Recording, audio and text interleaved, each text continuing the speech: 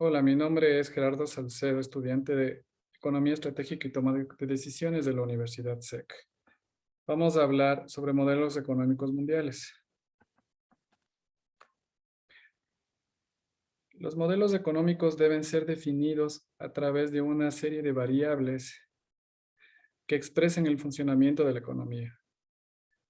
La eficacia de estos modelos depende de las variables que utilicemos. Existen tres principales modelos económicos a nivel mundial, que son el capitalismo, el comunismo y la economía mixta. En el modelo capitalista predomina la oferta y demanda, los cuales fijan libremente los precios del mercado. Predomina el derecho a la propiedad privada, las personas persiguen su interés personal, las empresas tienen libertad de entrar y salir del mercado. Los clientes e inversores cuentan con varias opciones, lo cual les da la libertad de elección. Se limita la intervención del Estado para mantener un entorno que garantice un buen funcionamiento de la economía. El modelo comunista. El modelo comunista básicamente se basa en el control total del Estado. El Estado es dueño de las propiedades y de la producción. Busca eliminación de clases sociales, es decir, que todas las personas son iguales. Se busca la distribución equitativa de los bienes y está controlado por el Partido Comunista, que es el único partido de gobierno. China es un buen ejemplo del modelo comunista, pero ha creado zonas económicas especiales para atraer inversión extranjera. Sin embargo, estas empresas son controladas por el gobierno y requieren permisos de funcionamiento. Un dato interesante es que las mayores empresas tecnológicas de China son del Estado.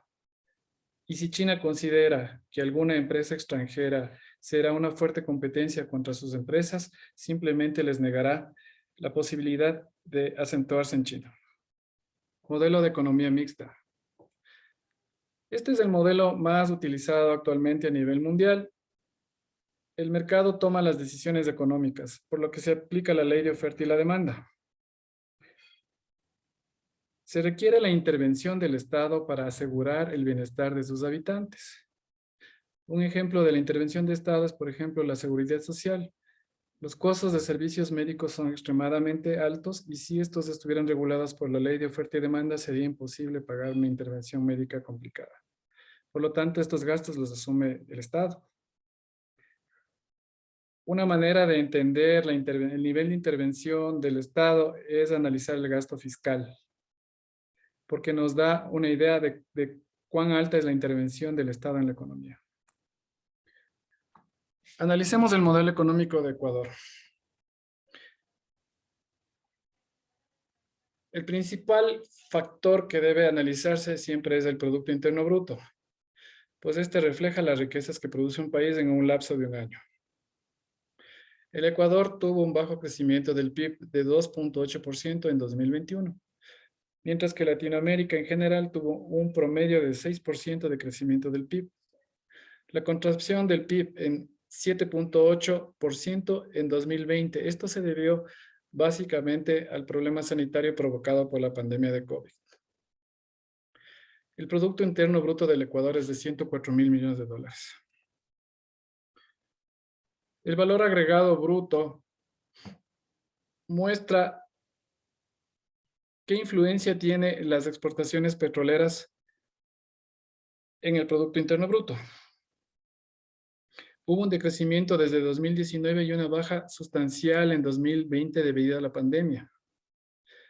Esta baja del petróleo afectó notablemente a todas las industrias del país. Las industrias no petroleras que más aporte tuvieron fueron la de manufactura y construcción. Otro factor importante es medir el nivel de desempleo de un país. En el Ecuador, para agosto de 2021, el nivel de desempleo fue del 6.2% de la población económicamente activa.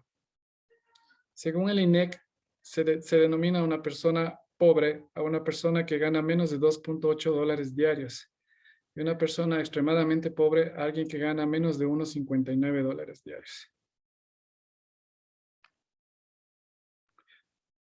Otro factor interesante es analizar la inflación. La inflación actual de Ecuador es del 0.02%. Según el INEC, la canasta básica familiar tuvo un costo de $711.80 y el ingreso promedio familiar fue de $746. Es decir, es un 4% más alto sobre el costo de la canasta familiar básica. Un parámetro importante también es analizar las deudas externas e internas de un país.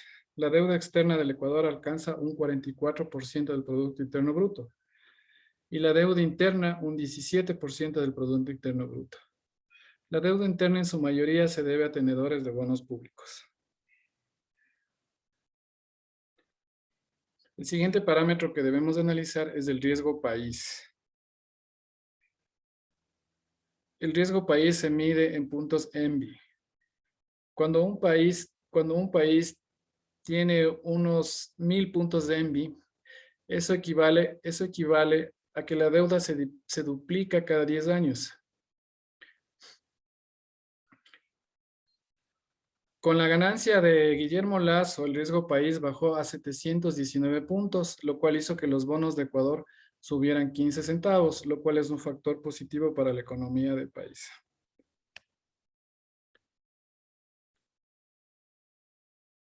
Otro parámetro importante de analizar es la inversión extranjera directa neta. Es decir, qué cantidad de capitales se invirtieron a través del extranjero. En el Ecuador, en 2020, la inversión extranjera neta fue de $1.190 millones. Eso es más o menos un 11% del Producto Interno Bruto. Podemos ver que la inversión extranjera en otros países, como Colombia, es mucho más alta. Conclusiones y recomendaciones para manejar la situación económica del país. La primera medida que se debe tomar en cuenta es fortalecer el tema de vacunaciones para COVID-19. Debemos evitar que se expanda las nuevas variantes como la variante Delta. Ya se han escuchado casos como en Rusia, que la variante Delta está creciendo y está generando problemas en la economía. Debemos reforzar el crecimiento de exportaciones no petroleras. Nuestro país es un país totalmente dependiente del petróleo. Y tenemos que reforzar el crecimiento de otras exportaciones como el banano, el café, cacao, etc. Debemos reducir el riesgo país. El riesgo país es un parámetro que indica la probabilidad de que paguemos nuestras deudas. Al tener un alto riesgo país, los inversores no desean invertir en el Ecuador. Para bajar el riesgo país es necesario reducir los gastos públicos y una manera de hacerlo sería reducir los salarios públicos. Para esto sería muy importante lograr consensos con la Asamblea Nacional y producir una reducción consensuada, lo cual sería menos doloroso que generar desempleos y despidos masivos. Debemos monetizar activos de empresas de servicios como por ejemplo CNT. CNT es una empresa de servicios y lo que se debería hacer es reinvertir sus ganancias y aplicar en nuevas tecnologías como por ejemplo la tecnología 5G, para lo cual deberíamos buscar socios tecnológicos del extranjero.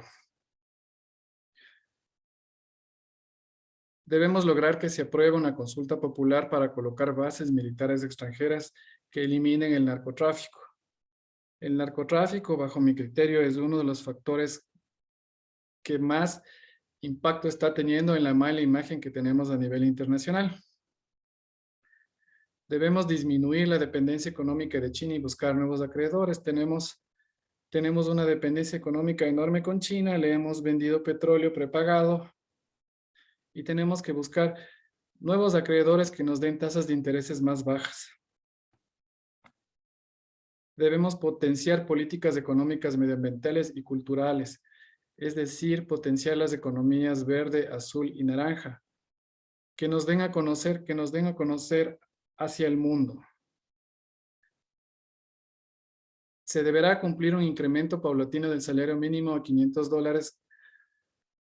De lo contrario, la imagen del gobierno va a quedar seriamente lastimada y eso influirá en la imagen general del país ante el mundo. Se deberían contratar empresas privadas para manejos de medicinas del IES, por ejemplo, para evitar los altos índices de corrupción que hemos visto en épocas de pandemia. Deberemos mejorar los controles fronterizos. En las fronteras se pierden 7.600 millones de dólares anuales debido al contrabando y las ventas informales. Muchas gracias.